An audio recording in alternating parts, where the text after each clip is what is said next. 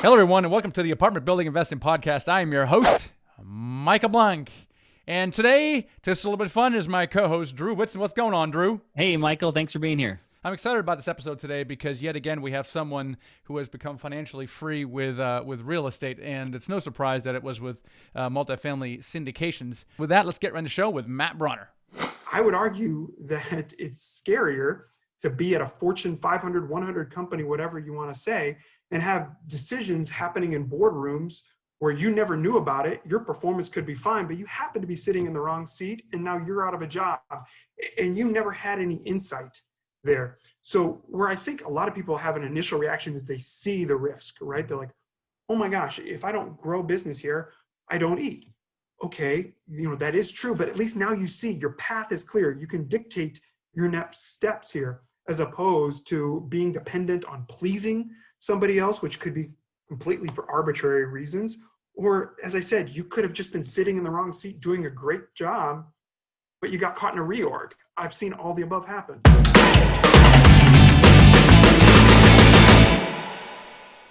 Matt, welcome to the show today. Thanks for having me on, Michael. I'm excited to be here. There's so many people that are successful in syndications, but very few of them actually teach their secrets. Why did you decide to teach others? My career is really a large function of my faith, which ties in to who I am. My wife and I thought we were going to live the rest of our lives in Austin, Texas. We were near family. We had a home on an acre of land and just thought that, oh my gosh, this is the most incredible blessing that we could ask for.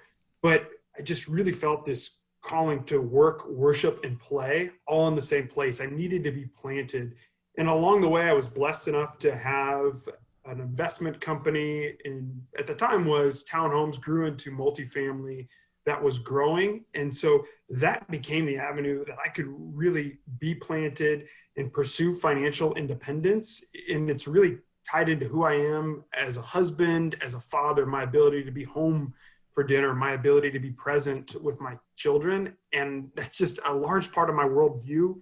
It shapes who I am as a man. And I want to help others do that as well. That's really important to me, that they can find that. Yes, there is financial success to be had here.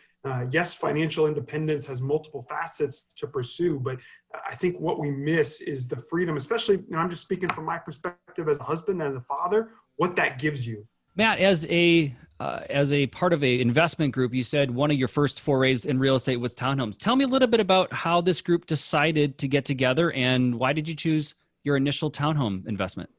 I'd love to tell you that we were just all so smart that we looked at all this data and said, yes, that's it.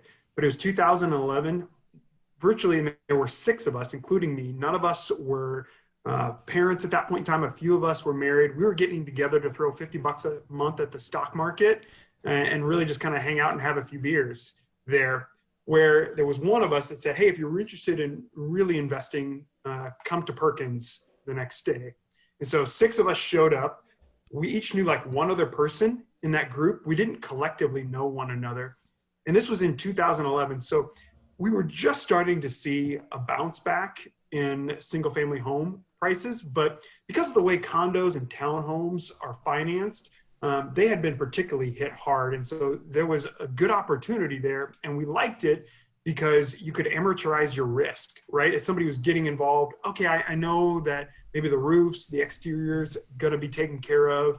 We didn't quite understand what was entailed in the management. And so we started really looking around just where we lived and got into townhomes there. And that enabled us, because of the fact that you could rely on the HOA, that enabled us to scale quickly. And then we transitioned later on into multifamily. What made you comfortable in getting into real estate? Now, you guys were just thinking about throwing $50 a month in the stock market. So it sounded like in your mind, that was a stretch in itself. And you kind of skipped right over it, went into real estate. Like, why? What made you comfortable in doing that? Even then, we were pretty young in our financial careers, but it's fun to bet on the direction that Amazon's going to go. But Jeff Bezos isn't calling me for any type of insight, right? Like, I don't get to influence any direction of the stock market. It was exciting because we could look at and say, all right, we're in control here. We can influence this direction.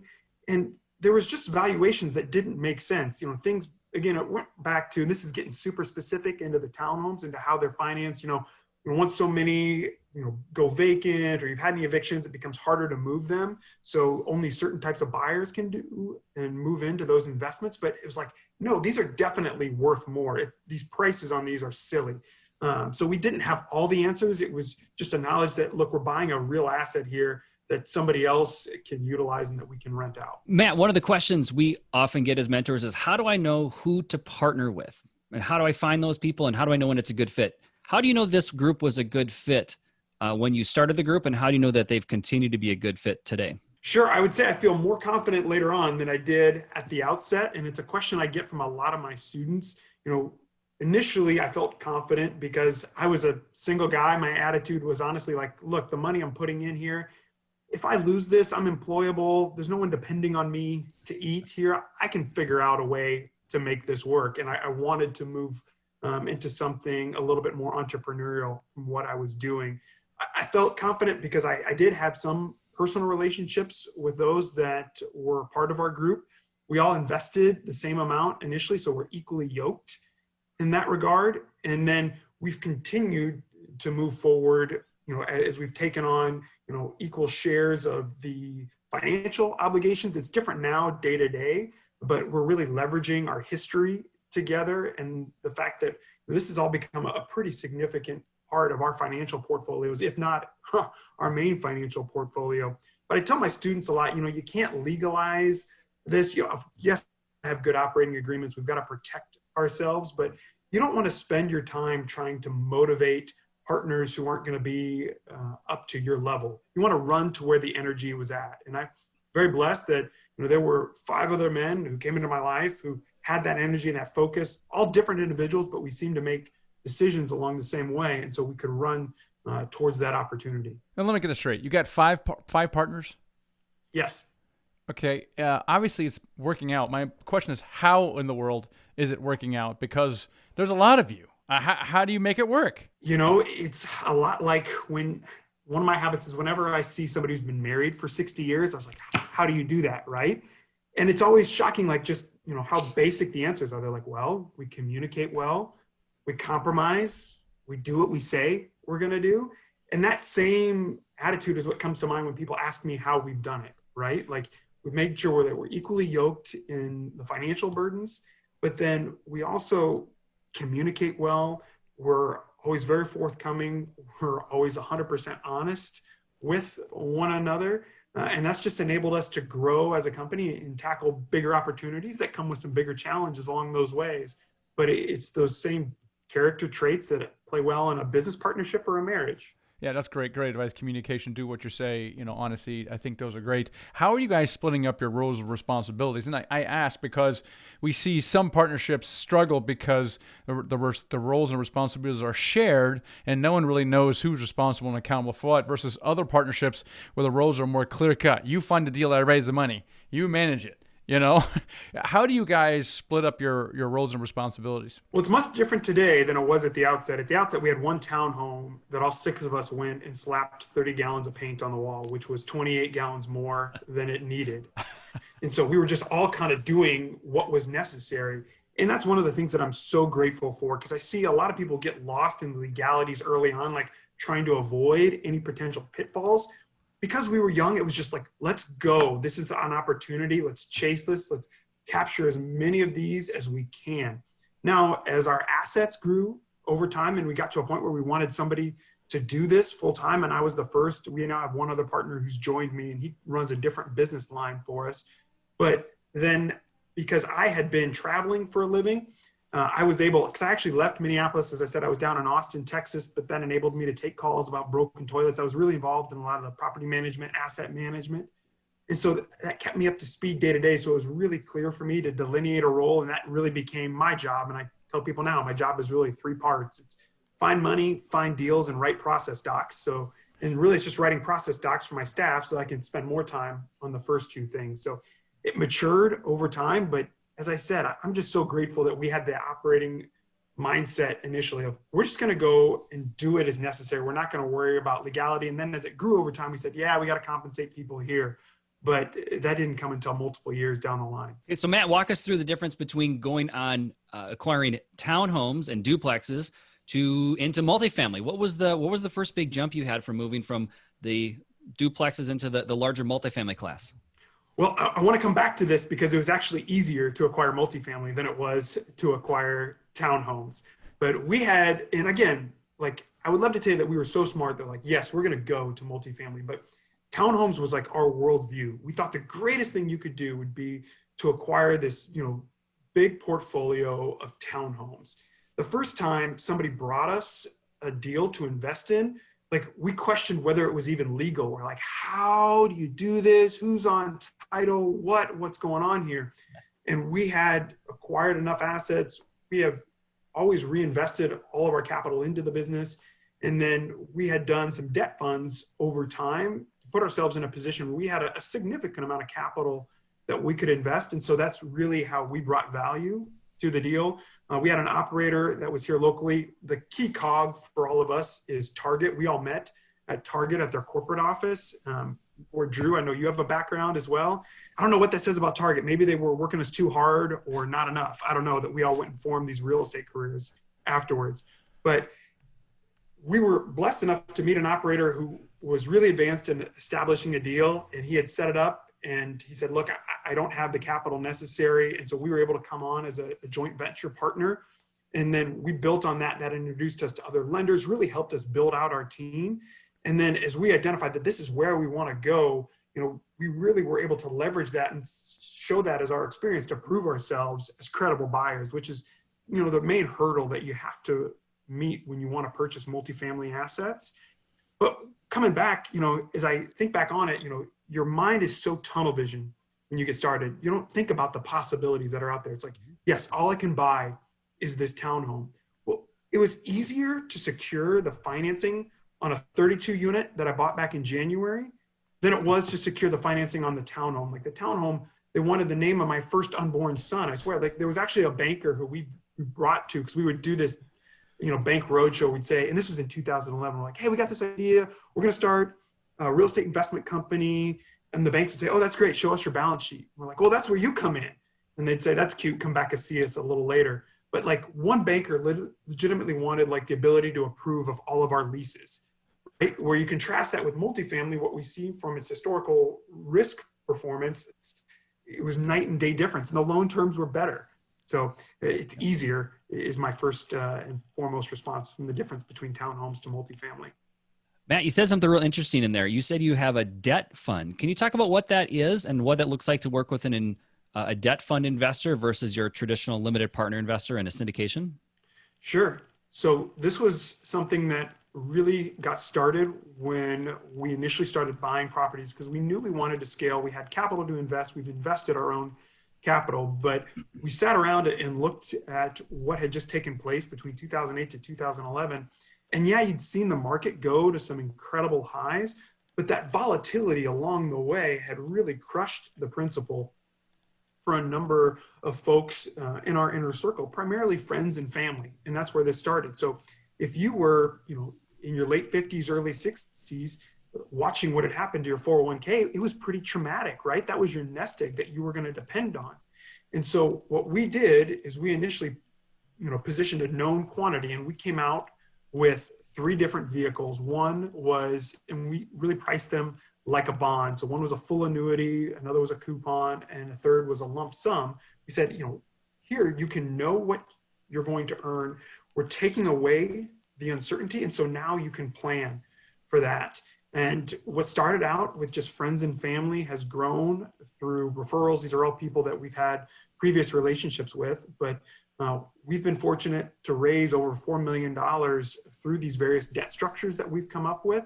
And that's enabled us to provide some great risk-adjusted returns for our investors. We also do traditional equity investments now, but it's enabled us to scale along the way and find some better opportunities for our capital and for our investors' capital. So it's a little counterintuitive that you're providing kind of a debt product to investors because we're always used to, IRRs and cash on cash return, that are traditionally, bigger than the stock market and better than the stock market. Everything's just awesome. And then you guys are providing like this boring debt fund. Like what kind of investor is interested in that versus maybe another? First, you're going to see people who maybe are a little bit older and have achieved financial independence, and right now they're just looking to preserve it. The thing that they want to take out of their equation is the uncertainty. I want to know what my returns are going to be, and while nothing's ever guaranteed, I have a greater degree of certainty here, and it allows me to plan accordingly. And as I speak with investors about this, I'm always quick to say this isn't an either or discussion. We have investors who've kind of used this as a hedge play, right? Like they've invested with one of our debt instruments. And especially as we've been able to offer these for people doing a self-directed IRA, that's really attractive. So they think like, look, my nest egg, I want to be a little bit more conservative there. But then if they have disposable cash to invest, maybe they'll take advantage of one of the equity opportunities. So there is a way to do both there. Let me ask you something. Is it actually debt that you're raising and using as debt, or you're treating equity as debt? Like what are you actually doing there? It is actually debt that we are raising there, which has been helpful to us because that is recourse debt, and that actually helps our basis in the partnership. So it gives us a little bit better tax position. So Matt, you've seen a lot of things along the way. What are some of the mistakes maybe that you guys have made or lessons learned along the way? Initially we were pretty tunnel visioned, right? Like only townhomes. That's all that we thought you could do in real estate because we were just relying on what our past experience was. And for many new real estate investors, that's what they know. They know, the uncle who maybe rented out a few properties around town. They don't think about the opportunities that come with scale. So if I could go back, I would get into multifamily much faster. And we can talk through that, but whether it's because the debt is more secure or it's a better asset in terms of its risk performance or your ability to scale, that's certainly something I think that we've learned. We also learned, thankfully we were able to move beyond it, but we had this initial idea that, look, all property is great. Anything that you can rent, buy it. So we would buy everything from like a townhome built in 1995 to, here in the Twin Cities, we've got older home stock stuff that was built around turn of the century. And unfortunately, I don't mean 2000. So back around 1900, we're like, oh, these will work great. We're going to use the same analysis that we had used previously. And this is as we were going through that scaling that a lot of people do, buying duplexes and fourplexes. And you just don't see the same operating efficiency. And if you're not careful, you can get into some, oh my God, repairs that can really eat you up. And we're able to, as I said, thankfully divest of a lot of those and move on. But those are two of the key things that we've learned along the way. I'd go back and do multifamily faster, and you don't assume that all properties are created equal. Matt, one of the things your group has done well is also created their own property management firm to manage some of your local assets. Tell us about how you decided to have that kind of vertical integration into your business, and how does that help you underwrite and find deals in the larger multifamily space? Sure. Well, we decided on it when we saw a townhouse that needed painting, and we said, okay, all 6 of us are needed here. And so that was the first day of business for the property management company. And that dealt with even framing out a basement and doing literally all the work ourselves. We've installed carpet before. It did not go well. Don't hire us to install your carpet for you. But as we went along, we then were able to see that it's a way to pay yourself as you scale a real estate business. And you can certainly be successful using third-party management. We have retained it though, because it enables us to own more of the value chain. And the thing that I value most about it is that it gives me incredible insight into deals here in the Twin Cities. I know where to value rents at. As we've talked a lot, Drew, we can come up with all these complex financial models, but there's really 2 data points that matter, which is the money coming in and the money going out. Everything after that is a moot point. And so I have real data that I can go to because we've owned and managed data all throughout the Twin Cities. And then I think it's really helped me to evaluate property managers as we've expanded into other markets, knowing how to evaluate their systems, knowing what to expect of a property manager, knowing where to give grace along the way. I'd love to tell you that it's all going to be so easy, but we're running a business, so the unknown does happen. And we typically advise syndicators not to self-manage. It's just better to just outsource to third-party professional managers. You guys decided to do it. What is your advice? Should someone self-manage or not? I think if you're just getting started today, you should work with a third-party manager there. had we not built up this portfolio and started, as I said, just growing one home after another, I don't know that we would be involved with property management. There are blessings that I'm really grateful for, but I think as a syndicator, if you can learn how to evaluate good property managers and find a good one to partner with, you can scale probably quicker and more effectively than we did. Great advice, Matt. What other things would you tell people trying to get into this business today? You're obviously a mentor. You've got a bunch of students that are starting to see great success. What are some of the tips that you would give them trying to jump into the syndication business? So I think it's really a bend towards action. Obviously, you have to get educated. You have to be able to speak a language. But the students that I see do well are willing to put themselves out there and to learn by doing, and they're comfortable putting their foot in their mouth. They're comfortable making mistakes along the way, because it's in those moments that they learn so much, right? Like, you can hear people tell their story, and I'm a listener of Michael's podcast, obviously firmly believe in this, but this needs to be just one stepping stone into your career, right? Like, and as we do this, I often have to remind students too, like, we're entrepreneurs, and there's a lot of fun in that. There's tremendous freedom in that, but being an entrepreneur means that you're willing to wade out into the unknown. I get a lot of questions like, oh, is this how you do this? Is this how you do this? And I'm like, look, there are no rules here. The only rule is that you underwrite conservatively and that you represent your investors' best interest. But you can structure deals any way you want to, and we're learning new each day. As we came out of COVID-19, everyone told us that real estate sales would stop. They didn't, but we did have to adapt a little bit. We had to adapt how we were looking specifically at the financing. And so, it's that attitude along the way. You're willing to learn by doing, and you're willing to wade out into the unknown. Yeah, tell us more about underwriting in COVID, Matt. I know you and I are working on a deal together. Tell us some of the things that we've learned coming out of COVID and what the deals look like today. Well, I think the phrase everyone has coming out of COVID is cautiously optimistic. And obviously this is something very serious that we want to honor, but we also want to make sure that we're having data-driven responses. What we just saw from the National Multi-Housing Council is that the same percentage of tenants who made a full payment of rent in September of 2020 did so in September of 2019. And there have been some ebbs and flows there along the way. And there are certainly some concerning things that we're seeing at a local level in terms of eviction moratoriums, and rent strikes being promoted, but thankfully people are still prioritizing that. So we are seeing multifamily continue to live up to its expectation of being a good risk-adjusted asset. Now, in terms of how you underwrite, what I've really focused on is you're not seeing any just natural market appreciation. So the 3% year over year is out the door. But what we are seeing is forced appreciation. And it makes sense if you think about what we all just lived through. Because through forced appreciation, what I mean there is that if I can make this unit look nicer because I'm going to put in a tiled shower, I'm going to put in some nice granite countertops, some new cabinets, well then I can rent it for more. It's one of the things I love about multifamily. There's a basic retail aspect of this. If I can make this unit look like this, I have comps that prove that people will pay for that. And that is something that we are seeing right now. And it makes sense because people were just forced to spend anywhere from 6 weeks to 3 months. Some are still under quarantine right now. So having a place to live when you are under quarantine is very important.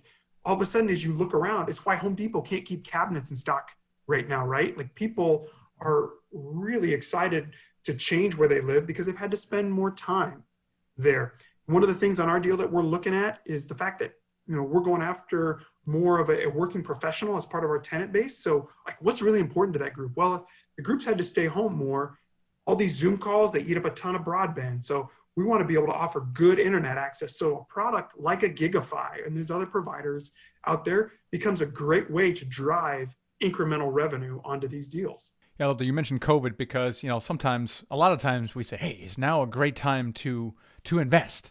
And it's really indicative of mindset where people are afraid. And they were saying the same thing 4 months ago. Oh, the market's too hot. Maybe I should just wait. What are some of the things as you're working with students who are getting started? What are some things that you're facing people get stuck on? And maybe how do they get unstuck? Well, the first thing they do get stuck on is fear, when you hear it from every news outlet that effectively life needs to stop, that's kind of our initial reaction. I've always been quick to share, look, I owe my entire career to 2009, 2011. Not that we were trying to take advantage, but it's in those moments where you have great opportunity. You have to be smart. You have to make data-driven decisions. And then the next piece that I really see people struggle with is this desire or need to plan out every piece of the future. So they look at a deal and they want to know exactly how things are going to go. Now, you should not misunderstand what I'm saying to say like we should guess at any of our underwriting. No, like we need good conservative underwriting driven by people who know it. But you have to accept the fact that there are unknowns when you run a business and that you're going to learn as you go all the way along. There is not one way to raise capital. There is not one way to source equity. There is, the cap rate isn't the same for every market. The cap rate is not what we want it to be. So many students get stuck on just, oh, the cap rate is this. I just need to go find a 9 cap and boom, I've got the deal. Well, no, if it was that easy, everybody would do it. It's all about your investors. And this is the students that are able to jump, understand this. They understand that it's the underwriting. Where can I get my rents to? What's it going to cost me to get there? And what investor returns do I need to hit along the way? They have an understanding of what they need for their own money, and they have an understanding for what their investors need. And investors may not always be so clear as to say, find me a deal with an 18% IRR. Like you need to be cued in. You need to ask good follow-up questions. You need to understand like what's their risk appetite.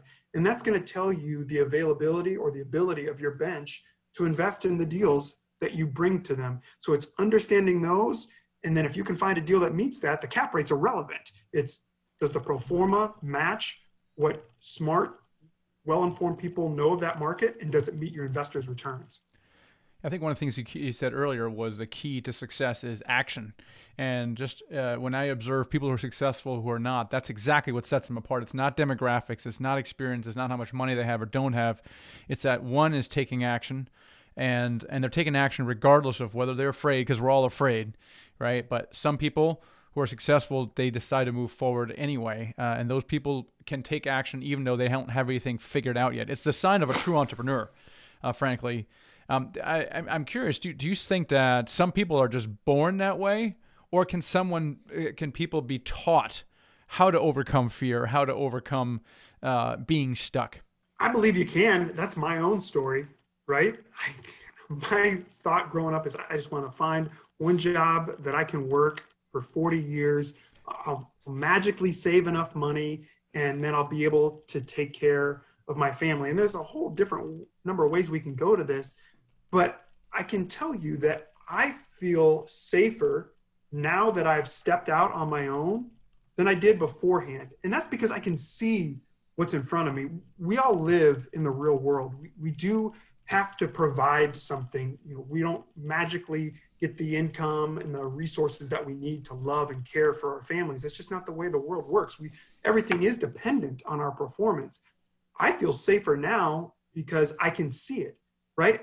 I would argue that it's scarier to be at a Fortune 500, 100 company, whatever you want to say, and have decisions happening in boardrooms where you never knew about it. Your performance could be fine, but you happen to be sitting in the wrong seat and now you're out of a job and you never had any insight there. So where I think a lot of people have an initial reaction is they see the risk, right? They're like, oh my gosh, if I don't grow business here, I don't eat. Okay, that is true, but at least now you see your path is clear. You can dictate your next steps here as opposed to being dependent on pleasing somebody else, which could be completely for arbitrary reasons. Or as I said, you could have just been sitting in the wrong seat doing a great job, but you got caught in a reorg. I've seen all the above happen. Now, let me ask you this. How are you guys scaling your business? So both talk about raising capital and operations, maybe finding deals. Like, what are some of the challenges that you are facing right now as you try to ramp this thing up? The challenges in how we're responding, I would say, is as we expand into different markets, what we're looking for are always, population bases that are growing, job bases that are growing. And then one thing that I think a lot of people miss is landlord-friendly tenant laws. And that's what I'm watching as we come out of this pandemic, because obviously there's a care and a justifiable care for people and making sure that they have a safe place to call home. I would say that we can provide better housing solutions, the more freedom is given to landlords to operate their business. And so as we look to new markets, we've explored additional areas like Memphis, Tennessee, because we've seen a partnership there between local municipalities and operators that allow us to provide good housing solutions and don't arbitrarily hamstring us in our ability to get rid of tenants who aren't going to fulfill their obligations or who are going to intentionally inflict damage on other people's property and make it an unsafe place for people to live. Obviously, when you're also trying to find deals, respond a lot to students who are like, Matt, do you think it's wise that I just step back right now? It just seems like it's really hard to find a deal. It's always been hard to find a deal, and it always will be. So, you have to dig in, and we've been able to find it through a lot of intentional networking. We try to drive value and add value wherever we can. As I look down into, Drew mentioned he and I are doing a deal in Memphis here. That partnership started with a passive investment. And I would go on trips with Drew once a quarter, sometimes to go look at deals that I wasn't even invested in. But I knew the broker that would be there. I knew the property manager that would be there. And I wanted them to see me as somebody who was willing to get on a plane, to be at a meeting and be a credible buyer, so that when we did have opportunities that came along, they would take my call. Matt, the Twin Cities has been one of the hottest markets in the nation. Just excellent demographics, excellent job growth. It's hard work to find deals here locally. And I hear that from a lot of students that say, there's things are just too hot here. I got to find there's some magic market out there that has great cap rates and tons of inventory. And that's a common theme. How do you tell your students in terms of how do you balance their approach to saying, how much do I look in my own hometown? And what are the things I should consider if I'm going to look in a market outside of my home area? If your hometown isn't one of your markets, you need to have a very good reason why. Because you always know more about your own backyard than you realize or than you give yourself credit for. You know more about the neighborhoods. You can speak more confidently. We can get into some of the nuts and bolts as you try to go after agency debt. Unless you're a very experienced syndicator, they're not going to arbitrarily lend to someone from California who wants to do a deal in Memphis, Tennessee, if that's the first deal that they've ever done there, right? Now, there are some realities that we have to deal with. If your hometown happens to be San Francisco, Boston, or New York, it is very difficult to find deals there. And so you are likely going to have to look elsewhere. But there's a lot of students who I think are a little too quick to make that jump because there is no magic market, right? Yes, it could be difficult to find deals here, but that also means that we've got good fundamentals. We've got a growing job base. We've got tenants who can pay rent. Sometimes where students say like, oh, I see so many deals available for sale here. Well, why? Why are so many people divesting there? Why are people getting out of there? There is no, mythical place where property managers are plentiful and deals are just all over the place. So there's always work and hustle to be done. Matt, really enjoyed chatting with you and picking your brain about your experiences. And again, I'm so grateful that you're giving back by helping students do the same thing that you've done. Where's a good place for you, for people to connect with you? Sure. So people can find me on LinkedIn, Matt Bronner. And you can also send me an email. It's matt@nwsproperties, all spelled out.com, matt@nwsproperties.com. And if you want to work with people like Matt or Matt himself, check us out at themichaelblank.com/mentor, because there you have profiles of all of our full-time syndicators that are now mentors, super successful in their own right, and yet they share our passion for teaching. And Drew is certainly one of them as well. Just go out there and check it out. See if mentoring is right for you. It's themichaelblank.com/mentor and set up a call to speak to us about working with one of these awesome full-time syndicators. So Drew, kind of what are some of the things that stuck out for you from a conversation with Matt? Yeah, right away, the fact that he was able to build a business with some partners, I think was just a huge testament to their success. They found people that they trusted each other, they worked well, and they've done a great job of delineating the responsibilities. And that alone, those relationships are things that help make them successful and make them really, you can tell he really enjoys what he does and he really enjoys the people that he gets to work with. And it's so funny, but he said, don't over-engineer it, because sometimes we're like, oh, let's work on the operating agreement. When you're putting the cart before the horse, you don't even know these guys are going to like each other in 6 months from now. And they kind of just did it. And it wouldn't have surprised me if 2 or 3 or more of them would have dropped off, and yet they stuck around. So I love how he says, how do you make it work? It's just like a marriage, right? Communicate, do what you say, honesty. And isn't that the truth as well? The other thing I thought was interesting was consider starting a property management company when you've grown some scale. And we're certainly thinking about that as well. Though having said that, that decision is never easy to make. But that stuck out for me. It's something that we didn't consider, and we just dismissed it out of hand.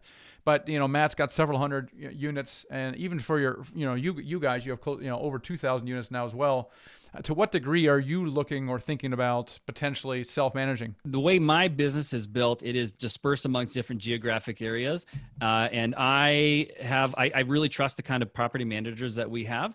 I think if you have a high enough density in a certain market and you think that there's some advantages from having control over the sort of the tenants in the process, there's some advantages. But for me, I'm certainly not there yet, but I do admire the people that have an opportunity and want to sort of build that kind of a business. You need to answer the question, how do I want to interact in this business? Do I want to be an investor, or do I want to have a job in real estate?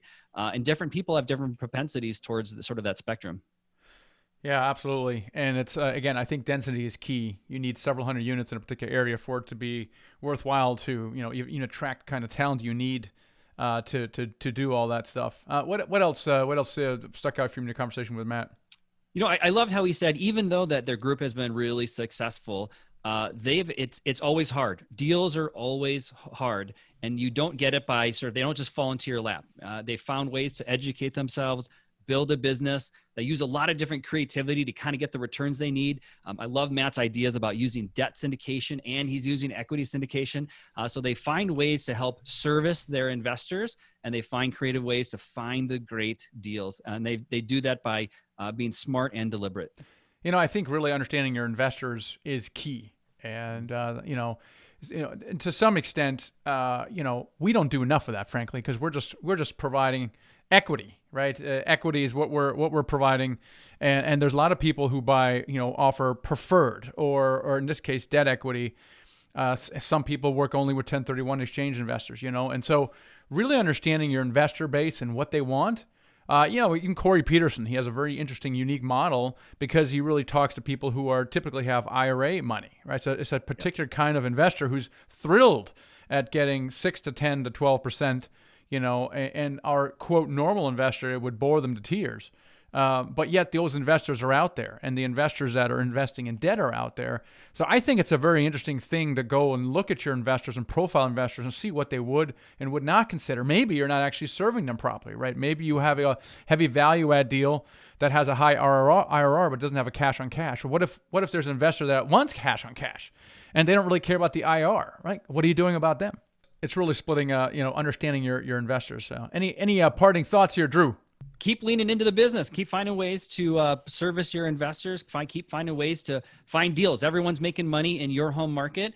You have every advantage in that home market. And I love how Matt said, just keep going after it. You have all those advantages and find opportunities to create good deals. Yeah, the thing is for me is, some people talk about taking massive action. That's the dumbest thing I've ever heard, Drew. Who in the world takes massive action? It's like 7.5% of the world's population. Really, not very useful. We keep talking about what I call tiny action, which is doing a little bit every day, and that's really if you study the people who are successful in any field, multifamily or otherwise, that's what they do. They take a little bit of action every single day, and they really commit to the activity, and then the outcome becomes inevitable. So, awesome, guys! Thanks for your time today. Catch you guys next episode. Hey, and before you leave, make sure you subscribe to my channel below. We put out videos every single week, and you don't want to miss it. Also, if you haven't done so already, grab my free ebook here, okay? It's The Secret to Raising Money to Buy Your First Apartment Building Deal. It's a good one, so grab that. And hey, check out another video.